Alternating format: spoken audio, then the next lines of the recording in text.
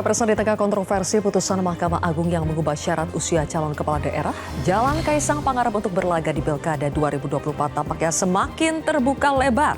Hasil survei menunjukkan Kaisang memiliki popularitas dan elektabilitas tinggi di Jawa Tengah. Jokowi's Effect masih menjadi modal utama Ketua Umum PSI tersebut. Faktor Jokowi juga yang disinyalir membuat sejumlah parpol memberikan sinyal akan mendukung Kaisang maju, baik itu di Pilkada Jawa Tengah maupun di Jakarta.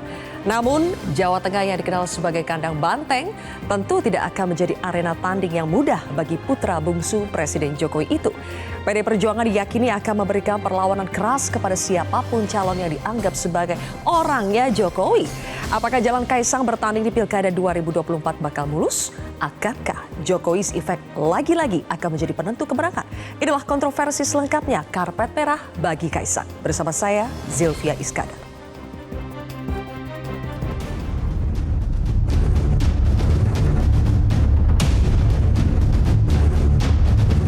Jawa Tengah, Pak Prabowo putuskan adalah Irjen Polisi Dr. Andes Haji Ahmad Lutfi menjadi calon gubernur Provinsi Jawa Tengah.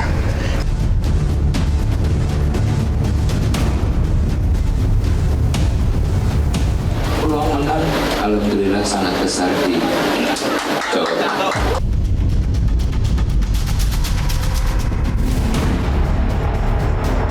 Kalaupun toh Kaisang ingin dimajukan di Jawa Tengah, argumennya adalah alasan elektabilitas. Tentu partai di Kim seperti PAN, seperti Gerindra mungkin akan mengedit bagaimana statement mereka bahwa kecenderungan akan mengusung Ahmad Lutfi. Ini yang saya sebut dilematis. Ya kalau umurnya sudah oke, bisa ditimbang. Kalau sekarang kan belum. Belum nyampe umurnya. Sehingga di Jawa Tengah PDI untuk gubernurnya akan berasal dari kader PD Perjuangan, wakilnya bisa mencerminkan kerjasama politik.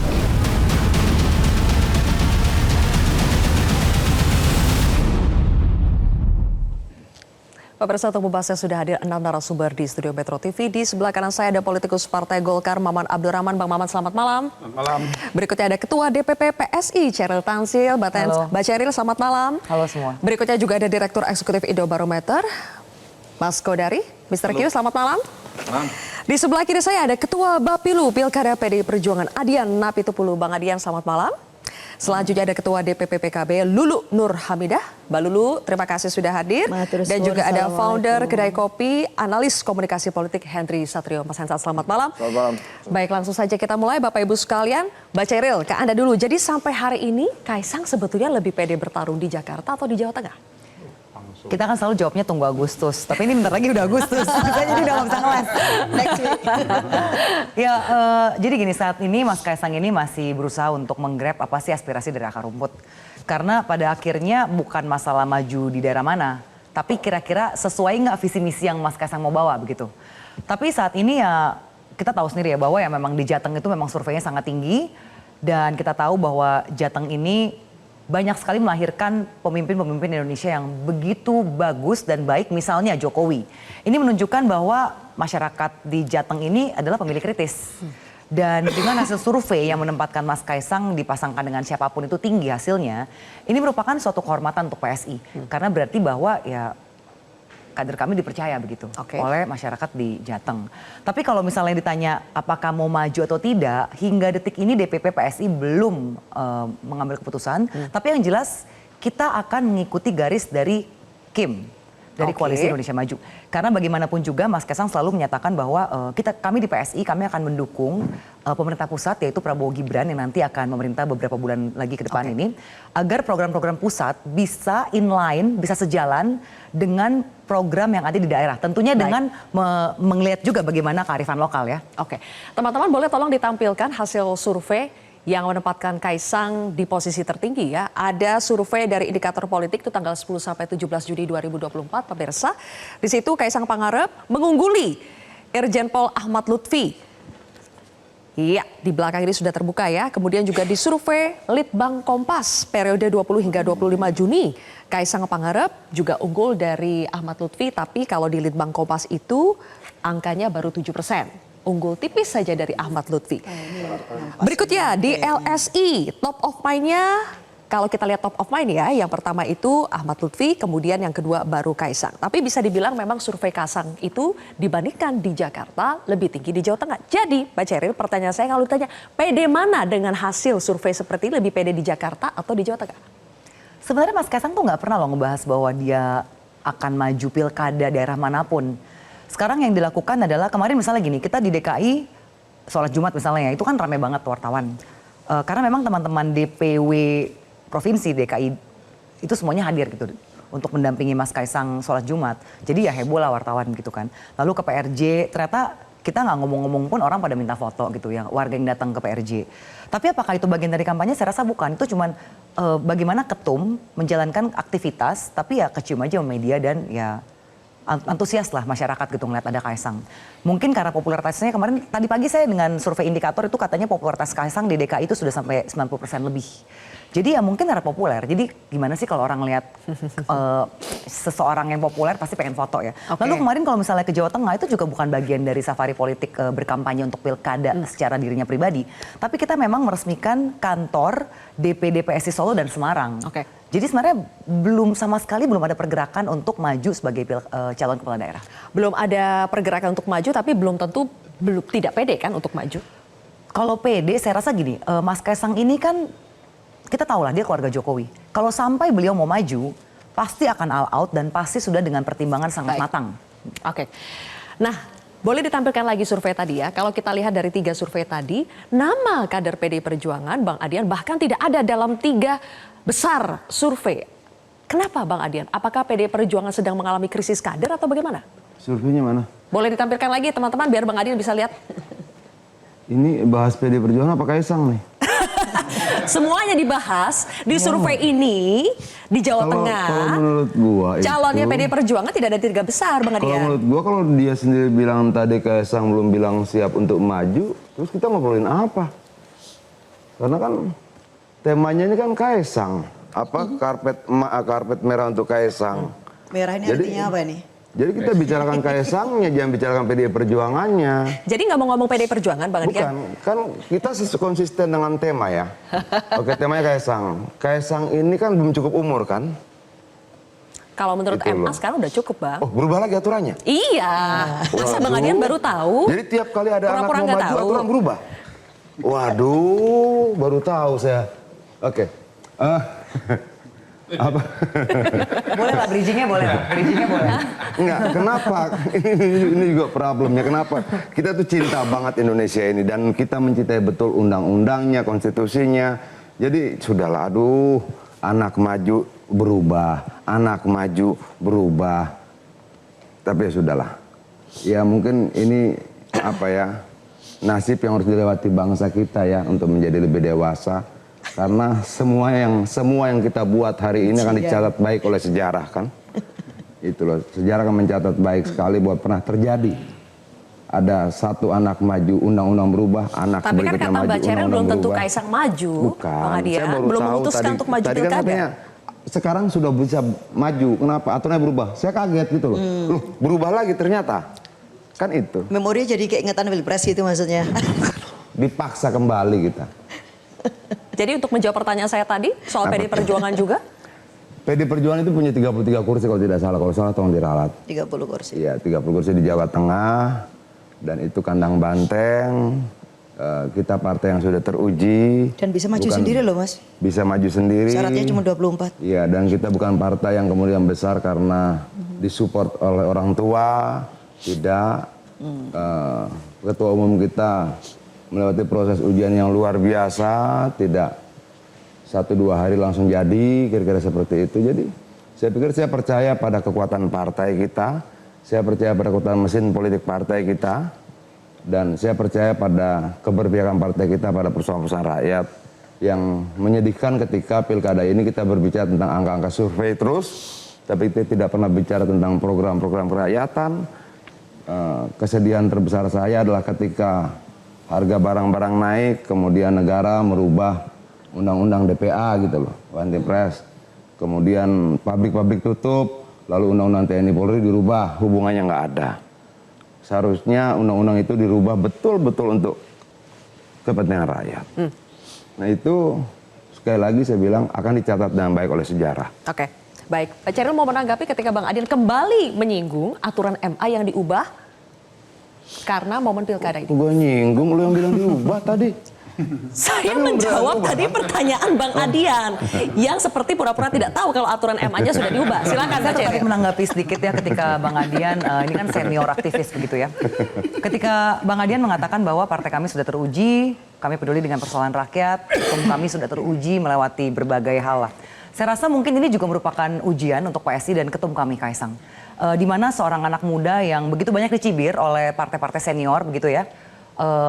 Tidak percaya bahwa seorang anak muda bisa membawa perubahan. Tapi saya yakin apapun keputusan Mas Kaisang nanti dia akan jadi game changer dalam pilkada ini. Kita percaya bisa bawa perubahan lah. Undang-undangnya berubah gimana? Ya apapun itu menurut saya begini. Dulu ketika Pak Jokowi mengendorse Pak Ganjar misalnya, PDIP sangat senang dan baik-baik aja. Tapi ketika ternyata Pak Jokowi tidak mengendorse lagi pilihan PDIP, tiba-tiba kan arah pembicaraannya menjadi kurang enak begitu ya. Saya rasa saat ini memang Jokowi Effect ini masih menjadi sesuatu yang real.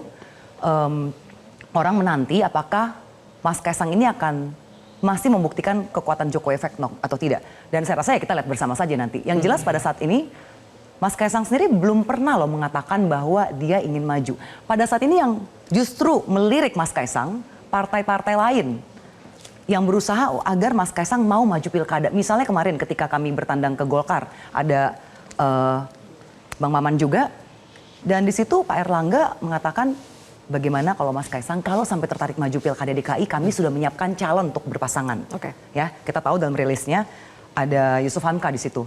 Dan ketika kami ke PKS pun, Presiden PKS menyatakan kalau Mas Kaisang mau maju di Jateng, PKS siap mendukung. Oke. Jadi pada saat ini bukan PSI yang mendorong atau ya katanya Pak Jokowi cawe-cawe begitu ya. Mas Kaisang belum ada satu kali pun mengatakan dia apakah akan maju atau tidak. Oke. Tapi tentunya sebagai kader partai, dan kita tahu partai politik tujuannya apa. Ya beliau mendengarkan aspirasi dari ya berbagai partai-partai lain yang masuk, juga aspirasi akar rumput PSI yang selalu setiap hari datang dan memang menginginkan Mas Kaisang di berbagai daerah. Oke, kalau Mbak Lulu, kata Mbak Chairil tadi sudah mulai ada beberapa partai yang melirik Kaisang sebetulnya untuk maju di pilkada, baik itu di Jakarta maupun di Jawa Tengah. Kalau PKB juga melirik Kaisang tidak untuk maju Lirik di itu pilkada? ada dua makna. Lirik itu tertarik, yang dua itu waspada. Gini, iya karena beberapa waktu yang lalu sebenarnya begini ya, kita ngobrolnya kan santai juga ya. Beberapa waktu yang lalu saya sempat mengingatkan bahwa hati-hati juga kita, karena kita punya pilkada yang sangat besar, banyak dan kemudian masif. Tolonglah kemudian kita tidak akan mengulang apa yang kita sebut, mohon maaf nih, abuse of power. Yang itu kemudian kemungkinan akan dipraktekkan di dalam pilkada atau bahkan penggunaan segala sumber daya negara, baik itu nanti itu pakai APBN, APBD, sumber-sumber ya alat-alat keamanan negara yang kemudian itu bisa dimobilisasi. Karena apa ya? Karena di situ ada anak presiden. Apalagi kalau kemudian di sini ada dua presiden yang berjalan beriringan dan begitu punya kedekatan.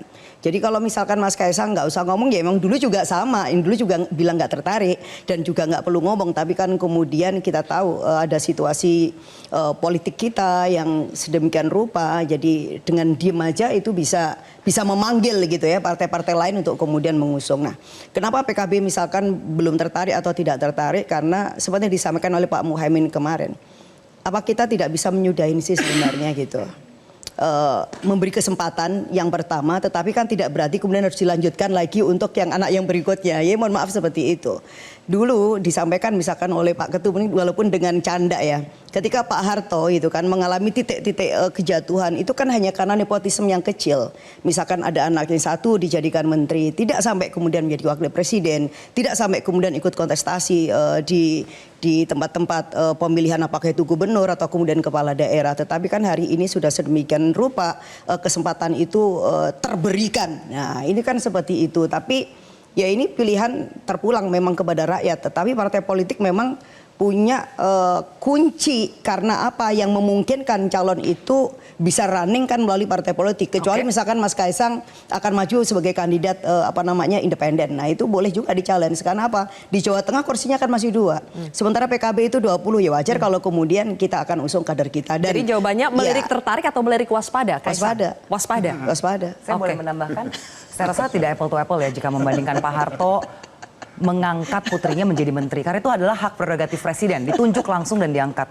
Kalau kita bicara pilkada, ini kan pemilu langsung, one man one vote. Jadi pada akhirnya rakyatlah yang akan menentukan. Pada akhirnya rakyat yang akan menentukan kok Bang Adian. Iya dong. Rakyat sudah tentukan gini. Rakyat melalui Dewan Perwakilan Rakyat sudah menentukan batas usia, lalu digugat. Oke. Iya kan? Lalu kedua, rakyat juga sudah menentukan melalui DPR untuk membuat undang-undang, membuat batas usia calon kepala daerah. Dirubah lagi. Oke. Apa yang dia katakan mungkin bisa dia benarkan. Tapi faktanya tidak seperti itu. Rakyat tahu kok. Bahwa kemudian orang kata begini, lu bisa membohongi beberapa orang untuk beberapa waktu, tapi lu tidak akan pernah bisa membohongi semua orang untuk selamanya. Pasti itu. Oke, pembahasan seperti ini sepertinya terulang lagi. Kita jadi mengingat Pilpres. Flashback nih, Mas Kodari. Dejavu aja. Saya juga dejavu loh. Dejavu, Karena kan? situasinya itu kan mirip-mirip nih. Satu adik, satu kakak. gitu. Jadi, Mas Kodari, apakah Karena perubahan peraturannya berulang. Oke. Apakah ini masih akan ngefek ke masyarakat, masih akan peduli dengan pembahasan kita bahwa ini mengubah aturan bla bla atau masyarakat sudah ya udahlah yang penting ada Memanggil memori Kaisang perspektif. sebagai perwakilan Jokowi dan masih disukai di Jawa Tengah. Iya, iya. Pertama saya kira memang situasinya yang diberikan ilustrasi oleh Bang Adian tadi tentang Pak Harto itu kan berbeda dengan Pak Jokowi ya. Adian ini. Itu. Ya, nggak apa-apa kan saya menyatakan ke kalimat saya belum selesai Bang Adian. Tapi itu manipulatif. Yang ngomong Soeharto dia kenapa Soal disebut? Soeharto. Soal Soeharto ini siapa? Dia. Oke, mohon maaf. Oke. Maaf diterima. Jadi saya ingatnya Bang Adian. Saya nggak ingat Pak Lulu. Lanjut Mas Kodari. Padahal itu disampaikan Iya, semalam iya. ya, kemarin lalu Iya. ya. Jadi lirikan saya dua, ada lirik tertarik dengan lirik waspada.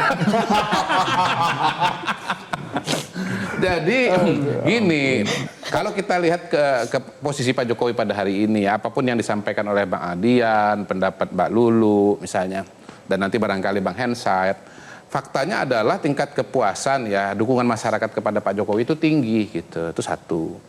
Dan dukungan itu kalau dikaitkan dengan pilkada, saya kira ya mungkin berulang nanti.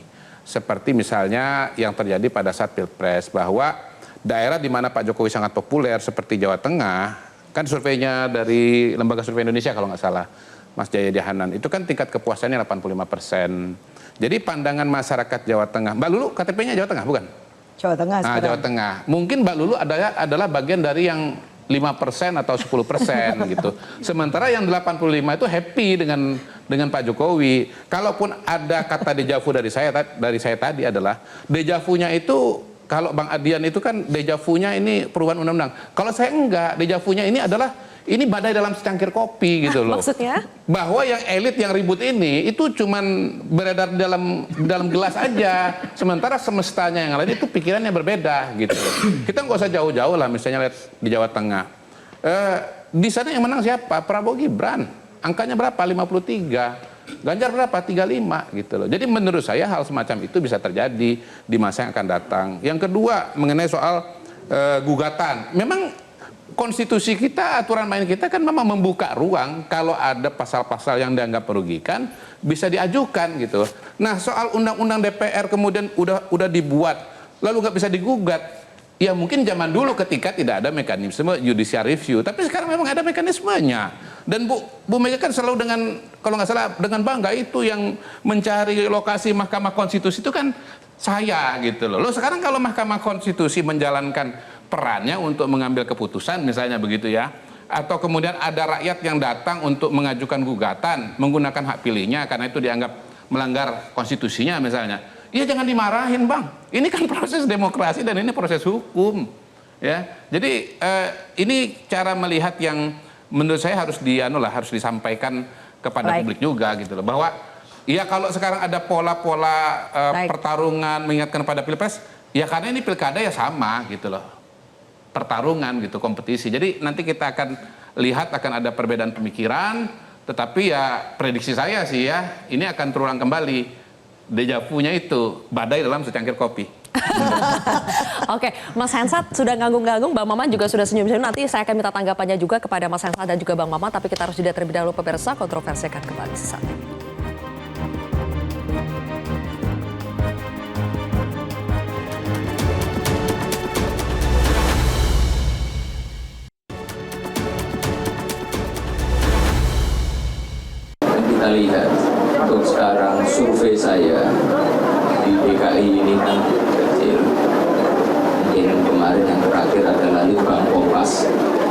masih di angka 1. Alhamdulillah untuk di Jawa Tengah dengan tidak ada foto, tidak ada baliho, tidak ada billboard, alhamdulillah saya nomor 1. Mas Hensat, kalau secara survei di Jakarta, survei Kaisang itu masih kecil, di Jawa Tengah tinggi. Apakah berarti sudah pasti lebih realistis Kaisang maju di Jawa Tengah dibandingkan Jakarta? Ya kalau dilihat hometownnya Jawa Tengah. Tapi sih saya setuju sama judul ini nih, karpet merah bagi Kaisang ya. Kan jalannya sudah dibuat gitu ya. Dan menurut saya, buat apa Kaisang maju di Jawa Tengah kalau di Jakarta bisa gitu ya. Dan kemudian kan banyak yang menyangka mungkin Kaisang bakal jadi wagub. Menurut saya sih buat apa? Karena saya setuju ini karpet merah itu memang dibuat untuk Kaisang dan harusnya dia bisa berlaga di kota yang dia mau atau di provinsi yang dia mau. Dengan segala kekuatan yang dia miliki sekarang, apalagi ketua umum PSI kan, PSI juga jaringannya sudah mulai kuat. Jadi saya setuju dengan judul ini. Dan harusnya kita tidak langsung berasumsi bahwa Kaisang akan ke Jawa Tengah. Karena bisa jadi dia di Jakarta. Gitu. Dengan kekuatan yang dia punya, dia bisa milih tuh. Kekuatan yang dia punya ngerti ya maksudnya? Kekuatan nggak ngerti? Apa maksudnya Mas Hensat? Ya bisa milih se-Indonesia kan bisa gitu ya. Tadi maksudnya apa? Jalan yang sudah dibuat untuk Kaisang itu satu maksud dibuat oleh siapa? Terus kekuatan yang dia punya maksudnya apa maksudnya? Jalan yang dibuat oleh Kaisang, yang dibuat untuk Kaisang itu kan ada undang-undangnya. Udah oke, aman. Kekuatan kan yang belum tentu undang-undangnya dibuat buat Kaisang. Oh iya. Saya yang jawab. Iya. Tapi kan kalau Kaisang mau pakai itu kan boleh kan? Boleh. Ya udah. Terus kemudian kekuatan yang dimiliki Kaisang ada bapaknya. Oh. Jadi dengan karpet merah bagi Kaisang saya setuju. Memang ini kalau Mas Kaisang mau pakai, dia punya daya upaya dan sumber daya. Maksudnya yang jangan bisa. nanggung, jangan jadi wakil, jangan juga di Jawa Tengah, lebih baik di Jakarta. Saya nggak ketemu alasan kenapa dia harus jadi wakil. Kalau memang dia bisa jadi gubernur. Dan saya juga nggak ketemu alasan kenapa harus di Jawa Tengah kalau dia bisa di Jakarta. Karpet udah digelar ya. Sampai hari ini kan salah satu menurut saya, kenapa Kim tidak memutuskan, belum juga memutuskan, itu mungkin karena Pak Jokowi belum memastikan Kaisang itu mau di Jakarta atau Jawa Tengah. Oke, coba ditanya perwakilan Kim yang lain ya. Oke, tanya perwakilan Kim yang lain. Coba Bang Maman. Benarkah Kaisang di mana, di Jawa Tengah kah, di Jakarta? Itu tergantung. Kimnya mengatakan apa, tergantung juga Pak Jokowi arahannya bagaimana. Gini Mbak, saya dari dulu selalu beranggapan bahwa di saat kita running dalam kontestasi politik atau berpolitik, kita harus punya beberapa opsi. Yang paling berbahaya itu kalau dalam kita melakukan langkah politik, kita hanya punya satu opsi. Itu yang menurut saya berbahaya. Artinya dari sisi Partai Golkar, dan kita harus mengakui bahwa yang melempar wacana agar Mas Kaisang dicalonkan di DKI, salah satunya adalah Partai Golkar. Dan saya menyetujui itu, saya sebagai Bapilu di Partai Golkar menyetujui itu. Karena yang terpenting bagi kita adalah kita harus punya beberapa opsi pilihan yang dimana nanti kita sudah terbangun sebuah kesepemahaman di antara Kim bahwa kita menginginkan linearitas. Apa itu linearitas? Dari tingkat pusat, provinsi, kabupaten, ada pendistribusian program yang memang linear nanti kalau misalnya ada kesepemahaman di antara Kim. Nah, ini yang tadi kita bilang, karena ada kesepemahaman itu di koalisi Kim, maka dari itu kita buat beberapa opsi. Jadi opsi melempar Mas Kaisang di DKI Jakarta berpasangan dengan Baba Alun yang sekarang kita buat tagline-nya Ka'bah itu adalah bagian dari opsi yang kita tawarkan. Ya apakah pasti di DKI atau tidak di Jawa Tengah, bagi kami nanti itu biarkan kita explore aja dulu. Jadi bagi saya tidak ada yang perlu khawatir, tidak ada yang perlu dikhawatirkan panik atau bagaimana. Ini adalah bagian dari sebuah proses demokrasi biasa aja. Siapa sih yang lagi panik? Ya nggak tahu kan kesannya kan kayak gitu. Bang Maman mengatakan ya nggak perlu panik. Emangnya ada yang panik? Ya nggak tahu. Mulut Mbak Zilvia ada yang panik nggak? Mulut Anda dulu ada yang bilang panik. Kalau saya sih melihat. Kenapa Mas Hensat? Jadi artinya Makanya begini. saya setuju apa yang disampaikan oleh Pak Kodari. Ini nanti hanya secangkir aja yang berisik kan. Makanya pada saat Metro TV membuat judul karpet merah untuk Kaisang, saya setuju. Karena ini memang momennya Kaisang banget gitu loh. atmosfernya itu udah atmosfer Kaisang. Jadi kalau pada saat misalnya Golkar mendorong gubernur, emang mestinya gubernur dong dorongnya. Orang kesempatannya ada kok jadi gubernur, buat apa jadi wagub? Jadi oke nih judulnya Metro TV ini. Iya, pastilah kita oke. Terus Bang Maman? Ya, terus saya tambahkan, rekomendasi ataupun surat tugas yang kita berikan kepada Babah Alun, Pak Yusuf Amka itu kan 2. Menjadi calon gubernur dan calon wakil gubernur. Artinya kita membuka semua opsi. Oke. Jadi bagi saya... Tapi bukannya Golkar sudah pasti mendukung Ahmad Lutfi kalau untuk Jawa Tengah? Berarti opsi untuk mendukung Kaisang di Jawa Tengah? Jadi gini Mbak, sampai saat ini belum ada yang final. Jadi kita harus sampaikan, sampai saat ini belum ada yang final. Tergantung siapa karena itu? sekarang Karena begini. sudah ketua umum ya. Karena sekarang ini begini. Sekarang ini kan kita masih ada waktu kurang lebih 1 bulan. Sampai tanggal 26. Artinya ruang 1 bulan itu bagi kami layak untuk kita exercise dan kita lempar ke publik. Nah keputusannya seperti apa, satu hal yang saya ingin sampaikan bahwa politik itu dinamis, nggak ada yang pasti. Mendorong Kaisang di Jakarta apakah supaya RK tidak ditarik ke Jakarta? Enggak, itu juga. opsi. Belum tentu juga RK pasti tidak di Jakarta atau pasti di Jawa Barat atau pasti tidak di Jawa Barat. Jadi yang tadi saya mau bilang kata kuncinya adalah semua ini adalah bagian dari opsi-opsi politik yang menurut kita semakin banyak opsi, semakin enak nanti kita gotak-gatuknya. Nanti kan tinggal bos-bos ini, bos-bos ketua umum ini duduk sama-sama aja. Oke, ini kalau begini, ini begini. Baik. Namun satu hal yang saya ingin sampaikan, tetap bahwa pendekatan survei saintifik, pendekatan bagaimana cara menang, itu harus tetap menjadi pertimbangan. Jadi saya pikir nggak ada yang ini kok. Opsi masih terbuka ya? Masih terbuka. Berbicara soal opsi masih terbuka, coba kita simak juga ada pernyataan dari Mbak Puan Maharani yang mengatakan bahwa ikut mempertimbangkan Kaisang di Pilkada Jawa Tengah setelah melihat survei Kaisang di Jawa Tengah yang bagus. Coba kita tampilkan bagaimana Mbak Puan juga ikut mengatakan bahwa mempertimbangkan Kaisang di Jawa Tengah. Sambil dibuka ya teman-teman, saya akan tanya ke Bang Adian. Bang Adian, benar tidak sih sebetulnya PDI Perjuangan ikut mempertimbangkan Kaisang untuk memimpin di Jawa Tengah? Coba dibuka dulu dong. Buka dulu dong, ayo. Pernyataannya seperti apa? Buying time. Buying time. Kalau sepak bola. Nggak baik. Di Jakarta juga. Iya memang. Biasa ada kesalahan. Kayaknya teknisnya aja tegang diminta sama Bang Adian. Nah, ini dia. Nah, bukan ini juga. Bukan ini juga. Ini gimana sih? Saya mewakili. Mbak Puan pernah mengatakan dan kita tahu bersama. Sepertinya Metro TV panik. Bukan panik. Tim teknisnya. Tadi pokoknya bagus bisa jadi pertimbangan. Ketua DPR itu mengungkapkan bahwa Kaisang itu juga bisa. Ini setelah melihat hasil dari Lembaga Survei Indonesia. Benar tidak sih Bang Adian dipertimbangkan? Itu sebetulnya intinya. Jangan dihilangkan masalah teknis ini. Tentunya dipertimbangkan. Yang kita pertimbangkan itu banyak hal Mbak ya. Pertama survei. Tapi apakah survei menjadi satu-satunya penentu? Oh tidak dong. Kenapa tidak menjadi satu-satunya penentu? Kita menghormati 33 kursi yang kita miliki. Bagaimana mungkin kemudian 33 kursi ini harus mengalah untuk 2 kursi? Di mana-mana kalau misalnya kita pakai logika umumnya, yang 2 lah yang bergabung pada yang 33. Yang 2 lah yang bergabung pada yang 17. 17 lah yang kemudian menentukan siapa gubernurnya.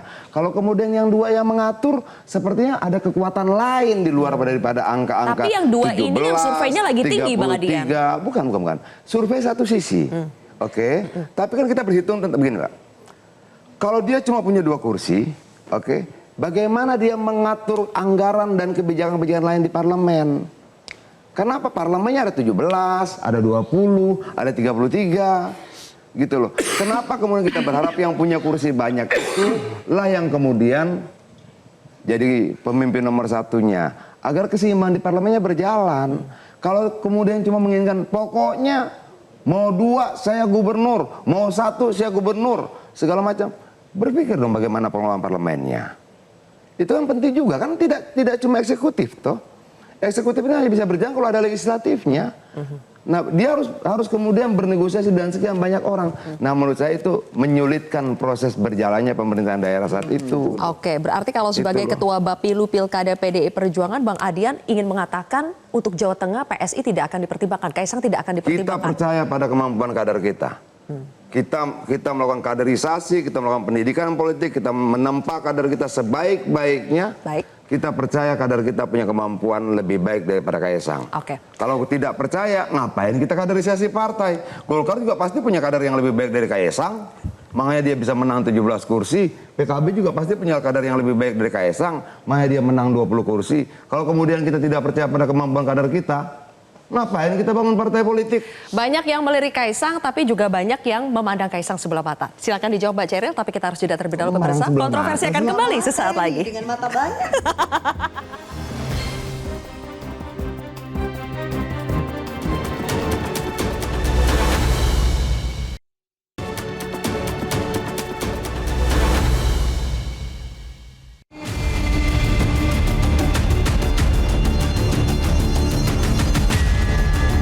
Mas Ketum, Mas Kaisang, seandainya beliau memilih Jakarta, saya siapkan yaitu Babah Alun.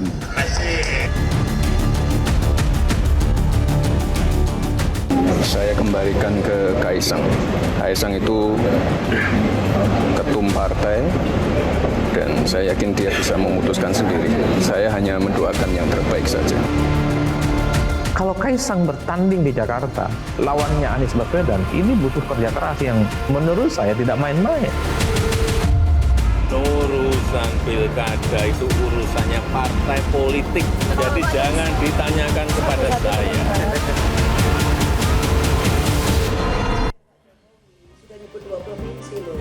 Bentar ya Mbak Lulu ya. Kita lanjutkan lagi kontroversi pemirsa. Mengarahkan itu. Mbak Ceril, jadi pertanyaan saya tadi sebelum jeda. Banyak yang sudah melirik Kaisang untuk dicalonkan di pilkada, baik itu Jawa Tengah maupun Jakarta. Tapi banyak juga yang merasa Kaisang ini, apalagi di Jawa Tengah kursinya hanya 2. Ya, belum cocok lah untuk maju. Saya rasa gini, kalau sampai Kaisang maju berarti sudah ada yang usung. Dan kita butuh 24 kursi kan. Berarti ada partai yang mengusung. Kalau enggak ya kita nggak mungkin maju kan. Jadi saya rasa ini pertanyaan yang sangat agak bodoh ya untuk seorang yang sudah biasa berpolitik. Karena kita tahu lah kalau orang maju pasti ada yang usung. Begitu, jadi ya dengan segala hormat ya, itu pertanyaan yang saya juga bingung mau jawabnya gimana ya, udah pasti ada yang usung dong, berarti kan cukup kursi. Dan berarti memang ada potensi, yang mau mengusung pasti melihat potensi. Pertanyaan Begitu loh. saya sebetulnya, Kaisang kan ada yang melirik tapi ada juga yang memandang Kaisang sebelah mata. Iya, jadi bahkan ada yang tegang katanya kalau Kaisang mau maju kan. Jadi saya rasa bener, Bang nggak Adi apa-apa. yang tegang. Menurut saya gini, menurut saya ini biasa saja, ini kan demokrasi ya. Kita tegang ketika kemudian aturan-aturan berubah hanya untuk kepentingan orang per orang. Itu loh.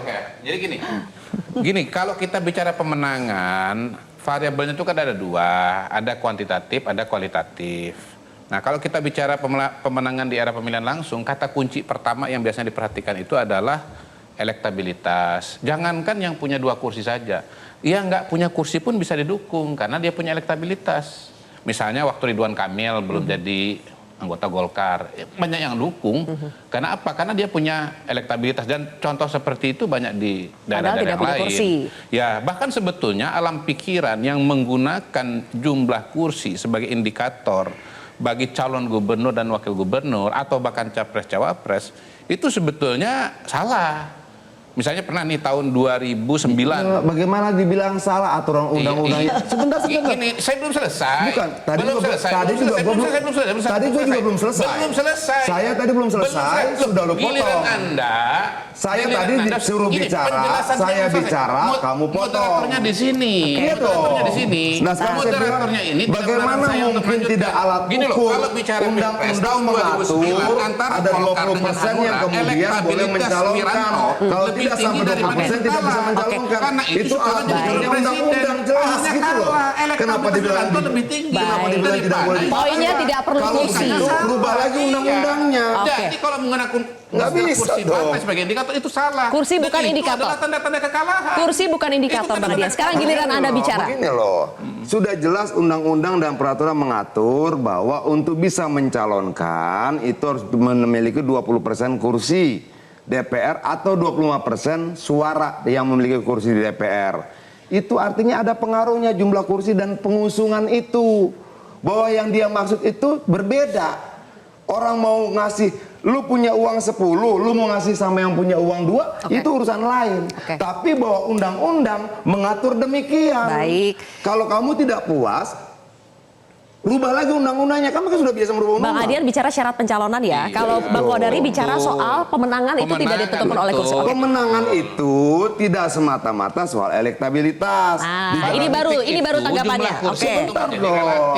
Di dalamnya juga ada mesin partai, tapi di dalamnya juga ada program, ada gagasan dan sebagainya. Pasti. Gitu. Nah, Sudah pasti. sebentar dulu dong. Sudah pasti. Bagaimana mungkin kita bisa mempercayai elektabilitas orang bisa tinggi ketika gagasannya belum didengar orang? Ketika idenya kita tidak tahu. Lalu dari mana elektabilitas itu? Tapi sudahlah, ada metodologi survei, kita percayai saja. Oke. Begitu loh. Tapi sekali lagi saya ingin tekankan bahwa bagaimanapun juga kami PDI Perjuangan akan menghargai pilihan rakyat yang mempercayai kami 33 kursi di Jawa Tengah. Baik. Dengan demikian, kemudian kita akan lebih mempercayai kemampuan kader kita. Kami partai politik, kami lakukan kaderisasi, kami lakukan penempaan, kami melakukan pengujian, kami berproses segala macam. Lalu ngapain kaderisasi partai ketika kita harus tidak percaya pada kemampuan kader kita sendiri gitu. Baik, oke, cukup ya kita bahas poin ini. Rasanya sepertinya sudah clear sebetulnya. Biar maju pembahasannya.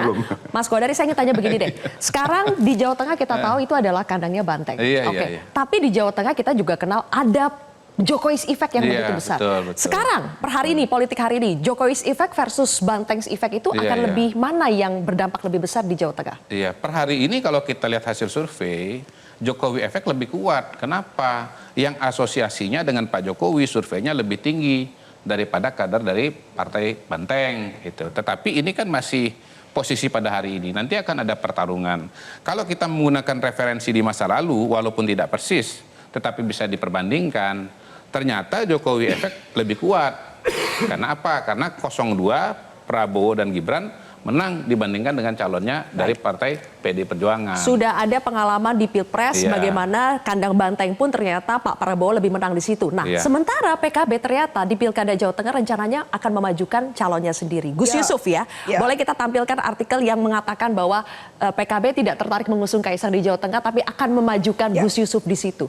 Padahal itu kandang Banteng. Padahal di situ Kaisang kuat juga, Jokowi's Effect masih kuat. Nah, ini kita kembali kepada fungsi partai politik ya. Jadi kita memberikan ruang yang memungkinkan bahwa kader-kader terbaik itu ada jaminan bahwa dia akan mendapatkan promosi dan kepercayaan dari partai politik. Yang kedua, kemudian ini akan menjadi kerja-kerja yang sangat terukur. Sosok seperti apa yang kemudian dia pantas untuk mengambil sebuah kepemimpinan di suatu daerah. Jadi kayak Gus Yusuf ini kan beliau bukan kader karbitan. Beliau menjadi pejuang partai itu sejak partai ini ada. Dia menjadi bagian dari kekuatan yang berada di belakangnya Gus Dur. Dan kemudian menjadi kekuatan utama kita bersama dengan Gus Muhaimin di Jawa Tengah. Jadi sangat layak kalau kemudian Gus Yusuf ini yang sudah mengenal betul Jawa Tengah dengan berbagai dinamikanya. Dan ditempa oleh kaderisasi yang kuat. Dan kemudian juga pesona dirinya karena beliau seorang kiai dan punya jejaring santri yang sangat luas ya di Jawa Tengah. Kemudian dia ya kita kasih kepercayaan sebagai calon gubernur dan itu wajar gitu. Apalagi kemudian kalau kita lihat kursi PKB ini 20 kan tinggal 4 kursi lagi aja.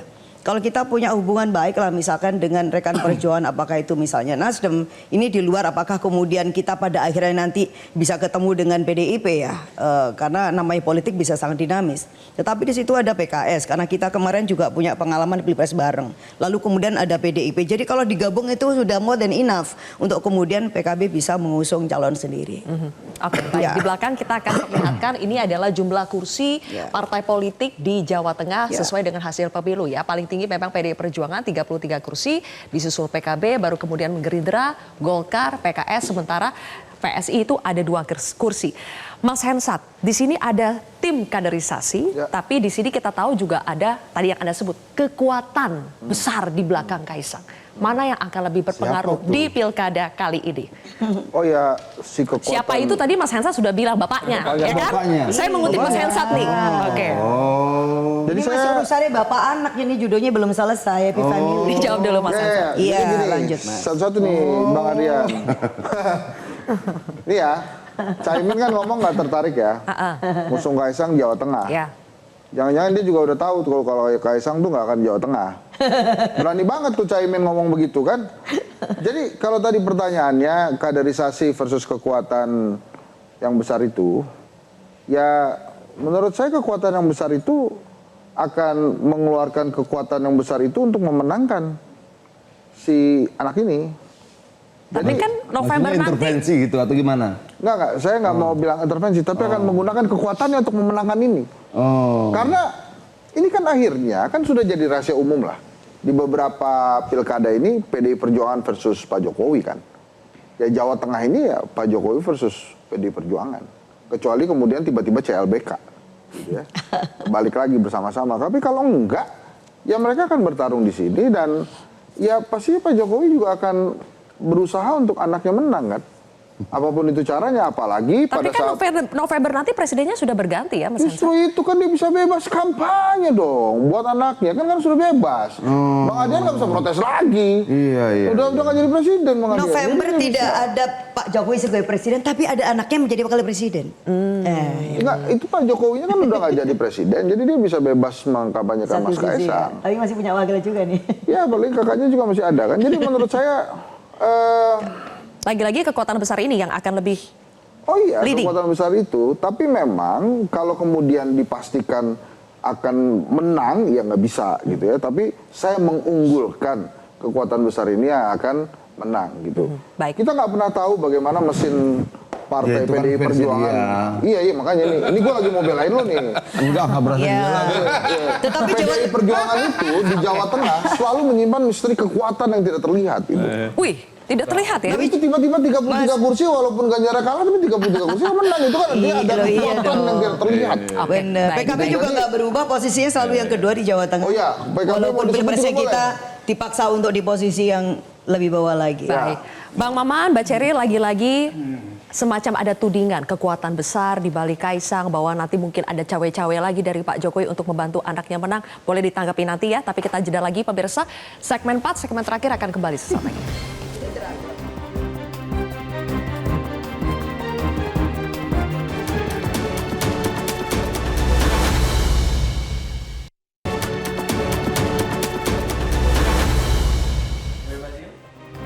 Oke, Bang Maman, lagi-lagi bahwa dugaan ada cawe-cawe Presiden Jokowi akan kembali terjadi di pilkada itu ada. Apakah dari Kim merasa bahwa itu tidak akan ada cawe-cawe atau ya make sense kalau misalnya Bapak tetaplah akan mendukung anak dengan segala bentuk ya? Begini Mbak, yang namanya persaingan politik, yang namanya lawan politik atau teman politik pasti akan membangun narasi yang berbeda dengan lawan politiknya. Jadi sekali lagi kalau belajar dari Pilpres kemarin dan pasca Pilpres pun sudah saya sampaikan, mau dibilang Pak Jokowi mau terlibatkah, tidak terlibatkah, segala macam, yang namanya kalau sudah mengambil posisi lawan politik, lawan pasti akan mengambil narasi yang kontra dengan kita. Poinnya saya mau bilang apa? Bagi kami, kalau belajar dari pengalaman Pilpres kemarin, kita bersyukur, alhamdulillah kepada Allah Subhanahu Wa Taala dibilang kayak begitu. Karena secara tidak langsung, teman-teman yang berhadapan dengan kita itu sudah mengkampanyekan dengan sendirinya Mas Gibran waktu itu. Contoh bansos. Kan di tengah jalan itu kan di stop tuh. Tetapi secara tidak langsung di masyarakat udah bilang, oh makasih pemerintah Pak Jokowi, Mas Gibran bagi-bagi bansos. Itu kampanye gratis. Emang ada itu? Itu. Apa? Emang ada program bansos politik itu? Kan yang nyampein teman-teman. Enggak. Gue cuma memastikan saja. Tapi Iya. begini. Terkonfirmasi belum ya. kelar. Enggak. Dikelarkan dulu baru ditanggapi Bang Adian. Ya, Coba. jadi artinya bagi Enggak, saya. gue kaget. Ternyata sudah diakui ada bansosnya itu. Jadi Masih. bagi kami Oke. yang ingin saya Terima kasih, sampaikan Bang. adalah bahwa yang namanya dalam proses pertarungan politik, setiap lawan politik pasti akan terus membangun narasi yang berbeda. Jadi bagi kami santai aja, Santai so must aja go ya. on. Yang Biasa terpenting ya, Mas, yo. kita fokus saja pada agenda-agenda politik kita. Nah yang kedua saya bilang begini, kurang tepat kalau kita mengambil contoh kasus Pilpres dengan Pilkada. Karena hari ini mungkin di Pilgub DKI atau Pilgub Jawa Tengah, PDI dengan PSI bisa berbeda. Golkar dengan PDI bisa berbeda, atau begitu juga dengan PKB, begitu juga dengan PSI. Tetapi ini ada 500 pilkada. Jadi tidak menutup kemungkinan juga di beberapa titik daerah-daerah tertentu, mungkin PDI dengan PSI bisa sama-sama, PKB dengan Golkar. Jadi itu tadi saya bilang bahwa konstelasi di tingkatan pusat, provinsi, dan kabupaten itu sangat nggak bisa kita samaratakan. Di pusat kita bisa mesra, di provinsi kita bisa tidak mesra, tapi di kabupaten bisa aja kita mesra semua. Oke, dinamis ya. Jadi, Bang Adian mau begini nanggapi apa? loh, Jokowi efek itu di mana? Di Pilpres atau di perolehan Pileg? Kalau di Pilpres menurut saya bukan Jokowi efek, itu jabatan efek, bansos efek, intimidasi efek, intervensi efek. Begitu tidak ada intervensi, intimidasi segala macam, kursinya 2. Lalu di mana Jokowi efeknya? Jabatan efek itu lebih tepat. Makanya ketika disurvei di Jakarta misalnya, ketika kemudian Jokowi sedang turun menuju akhir jabatannya, Prabowo menjelang pelantikan jabatannya, Prabowo efeknya lebih tinggi daripada Jokowi efek. Baik. Oke, Bang kalau Adian. begitu apa sebenarnya? Prabowo efek, Jokowi efek bukan, jabatan efek. Baik, biar lebih maju lagi pembahasannya. Kalau sampai terjadi lagi rematch, ada pertandingan antara kadernya PDI Perjuangan dengan orang yang disebut orang Pak Jokowi di Jawa Tengah, mau itu Ahmad Lutfika, mau itu Kaisangka, siap-siap saja PDI Perjuangan. Mbak, di partai kami, di PDI Perjuangan, kita diajarkan untuk berpijak bukan bergantung.